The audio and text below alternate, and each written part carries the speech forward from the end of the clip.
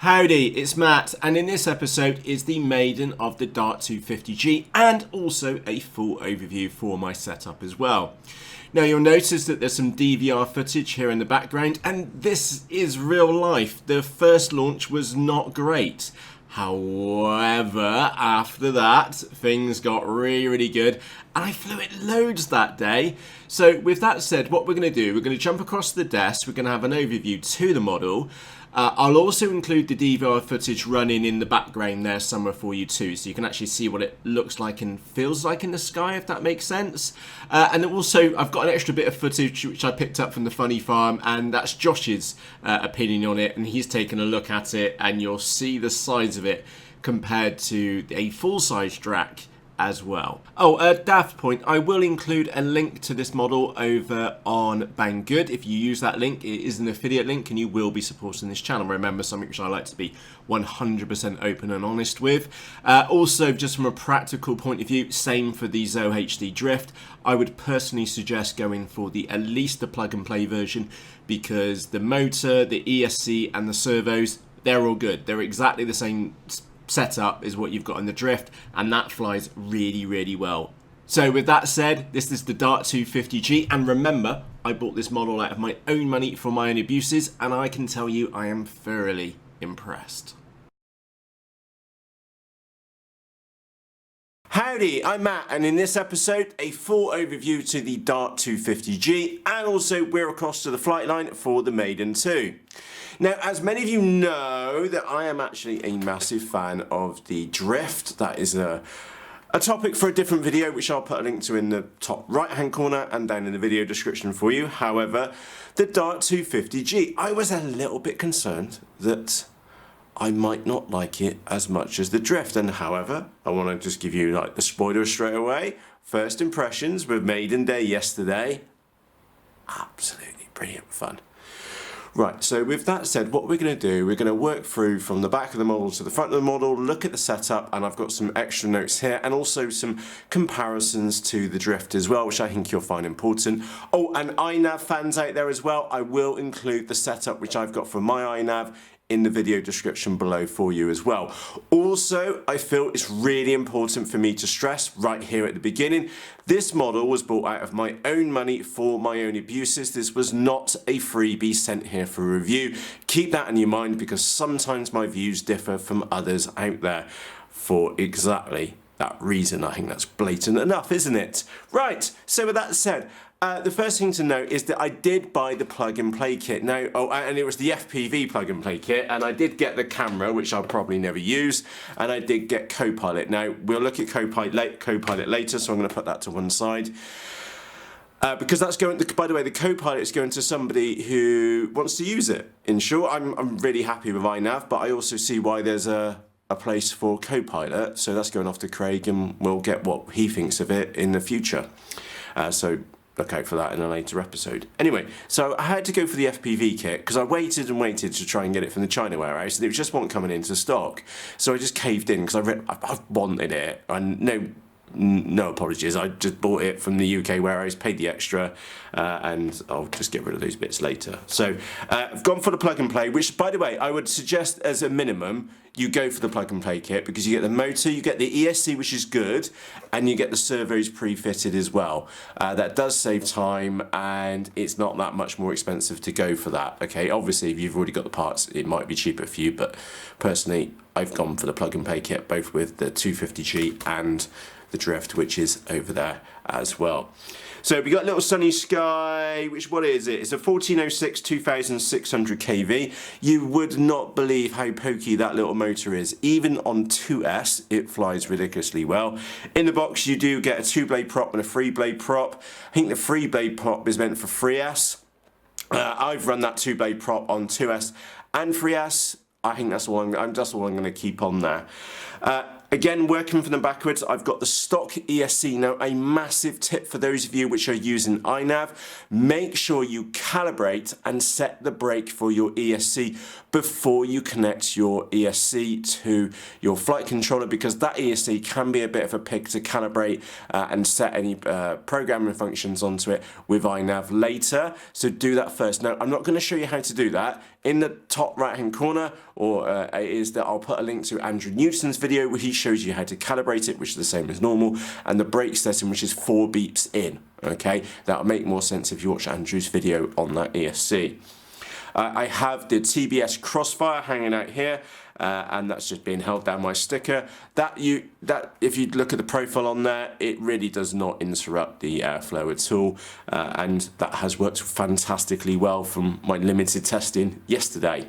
Underneath here, there's a little gap, and that's where I've got a GPS puck tucked up underneath. Oh, and by the way, what I'll do, I'll put links to everything which I'm using in my setup in the video description for you. Again, also with a link to the model. Now, for 100% clarity, those will be affiliate links, so if you use those, you will be supporting this channel. Something, again, which I like to make 100% clear from day one. Right, so we've got the GPS up underneath there. All I did was a bit of double-sided tape on there, poked it up, jobs are good in. Then moving forwards, if I can unclick the lid, I've got the Maytech F411W SE flight controller tucked up in there, as you can see, and I've got an XT30 on there, and I've just got the ESC soldered directly onto the board on there, and then the cables run out and we'll go around here. Oh, I need to tell you that I do have a little bit of lead in the back, and that comes to the centre of gravity, which I'll mention in a moment. Okay, so I've got the Maytech F411W SE flight controller board in there, absolute wicked little board. I've mounted that with double-sided tape on the bottom of the model, so there is this little plate in there meant for a flight controller. So double-sided tape in there. Then I've put double-sided foam tape on top of that, and then on the bottom of the flight controller, I've got double-sided tape as well, so just lots of tape to hold it still, and a little bit of spongy to give it a little bit of flexibility. And then some of you may be wondering, like, Matt, what is this chunk of wood you've got in here? Well, that's a piece of balsa wood, and that is a physical restraint. So it's hot glued at that end and hot glued at that end, and that's a physical restraint to hold the flight controller down. God forbid that ever came loose, the model would be an absolute nightmare to fly. So everything, I always do this in all my models, is make sure, which have got iNav in them, I ensure that there's a physical restraint to hold the flight controller still. Okay, doesn't necessarily need to be touching the flight controller, it just needs to stop the flight controller from waggling around, or God forbid if it ever came loose, that you can still fly the model, because I've seen what happens when a flight controller comes loose, and it's not any fun. So very, very simple, took me like less than 2 minutes to do. If you take one thing away from this video, use a bit of balsa wood or some form of physical restraint to hold the flight controller down. By the way, it depends on the application. Even an elastic band would also do the same thing. Okay, it's not there to hold it in place. It's just there to make sure if it ever did come loose, it will stay roughly in place. Okay. Coming up into the nose, I have the Foxeer Predator V4 Fpv camera. Now, I may be changing that very, very soon to this one, which is a Foxeer Razor Nano FPV camera. And when I show you the size of it, you'll appreciate why. Because it is, let me take the lens cap off, it is that big. Just look at the size of that little thing. Okay, that is going to save me grams in weight compared to the other one which I've got in there, which is no heifer by any stretch of the imagination. And I know some of you are waiting for me to do a review on them, and I'll put links to these in the video description, but I just want to make the point, I already own one of these, and I went off and I bought 2 more. Okay, they're like 13 quid. I'll put links to them in the video description. They're that good, I now own 3 of them. Okay, and by the way, if I decided not to change that camera over in the front, okay, what I could do is take those few grams of weight out in the back, which I put in there, and maybe mount that little camera up underneath there, so I end up with two twin views, because the little Maytech board can do that, so I could have 2 cameras set up in here. That would be well cool, wouldn't it? That moves me on to video transmitter. That is definitely not the Maytech 1.2 VTX, which is in there. I get lots of questions about the antennas. I got these antennas free with some with some transmitters from Servos. I believe they're called VRX, antennas. That is all I know about these antennas. I got them included with some other ones, and someone mentioned they're called VRX, okay? That's all I know about them. Right, moving on, the centre of gravity is exactly where they say it is, and because we are dealing with such a small model, when I get to the flight line, I make sure every single time that I am exactly on the CG for this model because it is so small. Even slightly tail heavy would be wild, and slightly nose heavy would make it fly like a pig, okay? That is why this is the first model I have ever, and you, those of you which have been around here for a while know that I've been flown 100 plus models. This is the first model I have ever put some lead in the back end of it because it was so critical that I got the centre of gravity right. And by the way, that was my fault because I should have pushed that back just a touch, and you'll see how clean that is up underneath there. I could have moved it just back like a servo length on there and I wouldn't be adding the lead in the back. So go very, my point being is go very careful with the centre of gravity. It is correct, and because it's such a small model, you must make sure that it is bang on every single time. And what I do is I'll show you just some pins I've stuck in there on both sides, so when I get to the flight line it's easy for me to fill those underneath and whether we're on CG or not. Next topic is laminate, which I'd like to cover you. I have lammed the first 5 centimeters, 50 millimeters, 2 inches of the top and the bottoms of the wings. Like so. Now that's not necessarily a requirement, it's because, but I want to make the point, this is my model, I intend to keep it for a while, especially how good it flies in the sky. And because of that, that will keep this leading edge nice and clean, because it means I can land in less than ideal conditions, and also add some extra rigidity. Now I did go on and put some silver lamb on there just because I wanted to keep the theme between the two ZOHD models. I think that looks really cool, so I wanted to do it on my little 250G as well. Also for laminate, I did do the front half of the fuselage, and that was again just to keep this model clean, and also, God forbid, I stuffed it in and broke the nose, the laminate would help keep the foam together. You do also get some skid pads as well, which you can see some scratches on them, so that has worked all right, and you do get them down here on the bottom fins. Now, by the way, putting this model together, absolute child's play. It was number one, it was an absolute enjoyable experience because it was so simple. You just tear off a few little plastic sticky things on there, poke the wing, done. These, same again, 2 little pads, poke them on, push them in, done. That's pretty much the wing put together. That's the model put together. Everything after that is just putting the equipment in there to, in my case, my requirements, or to your requirements, as the case may be. So there we go, that's the Dart 250G. She is 196 grams all up, okay, without a battery. So if I put this on the scales, it's 196 grams, okay, which I think is absolutely fantastic. Obviously, the final weight really does depend upon the battery. So let me just quickly look in there. I have got mine in. Now, there is a little note here about, and when we get to the flight line, you're going to have some DVR footage. I will also have a little clip of the auto launch, and like I said, all settings which I've got in mine, I'll put in the video description for you. This one is a little bit strange because it does, I borrowed Mark's settings for this one from the iNav fixed wing group, and he had it set to 25 degrees up, and I thought that was a little bit harsh, and then the more I thought about it, he's doing that for a reason, which is this model needs to get into the sky very quickly, and his settings worked really well. Did make a minor tweak, but those settings will be in the video description for you. Right, auto launch, and full lacquer settings are right, and off it goes. Still auto launching, still auto launching, still auto launching, and then I got it set for horizon, which could then be cruise. So yeah, there you go, that's auto launch. Absolutely stunning. And I'll come back and land it in exhaust. In I'm coming straight at us from the east. Full glide.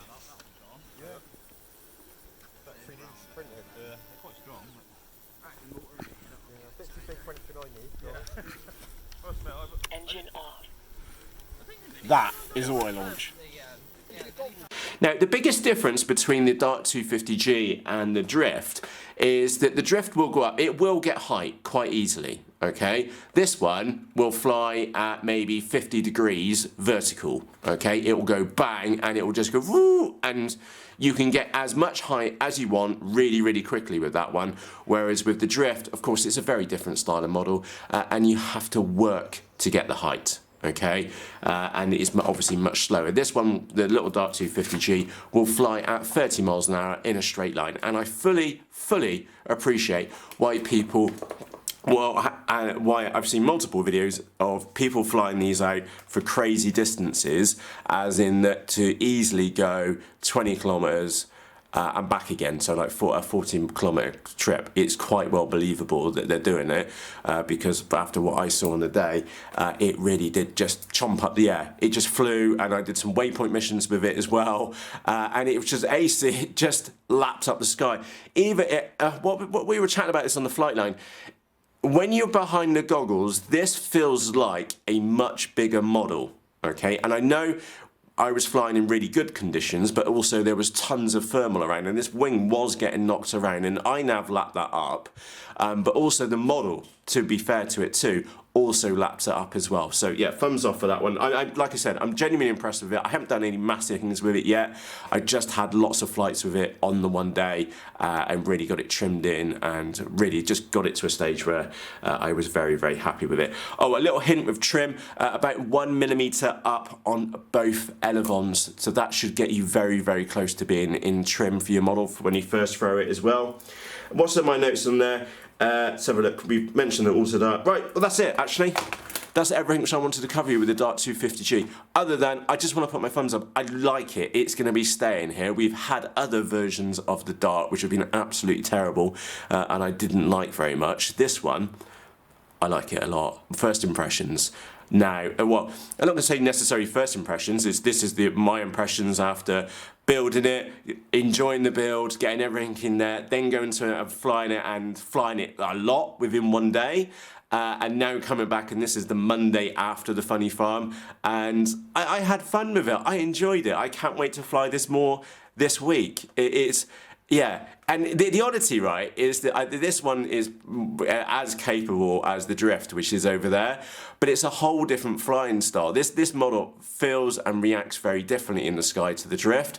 The Drift is just nice because it's floaty, and we can just enjoy the journey when we get there, okay? This one is about getting there.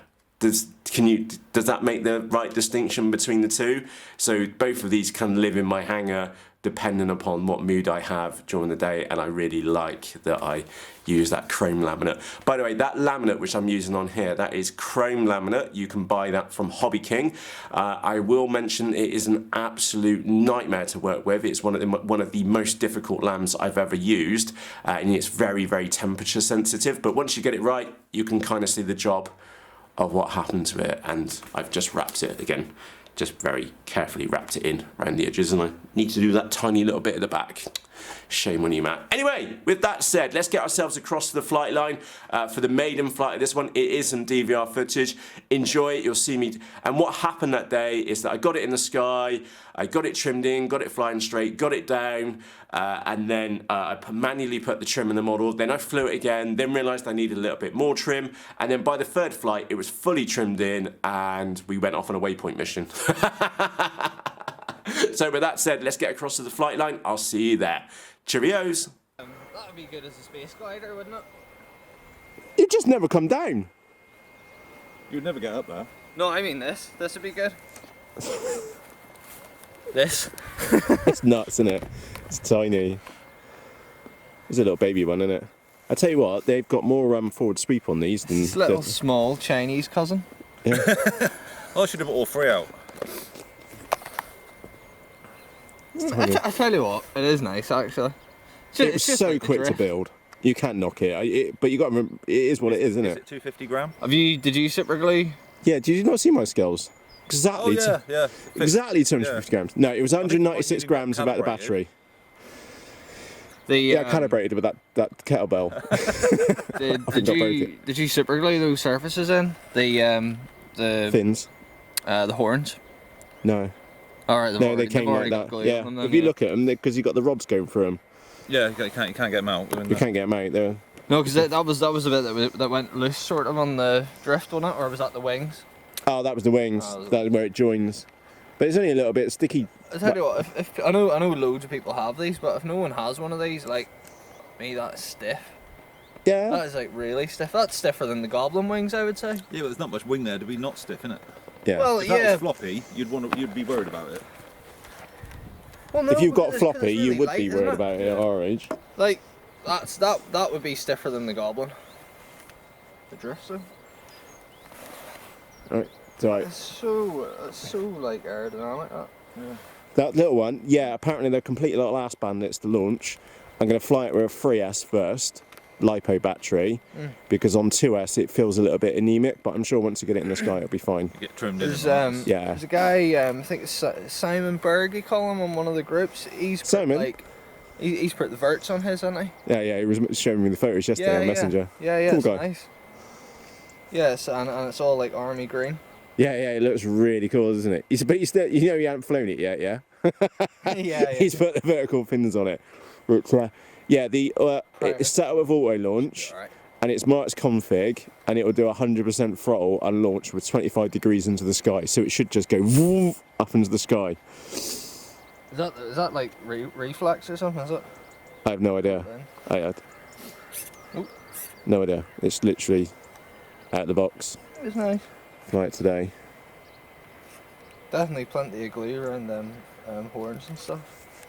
Yeah, it's well made. I put some laminate on the leading edges, and I lammed the front of the nose of the fuselage and the bottom, of course, as well, to keep it clean.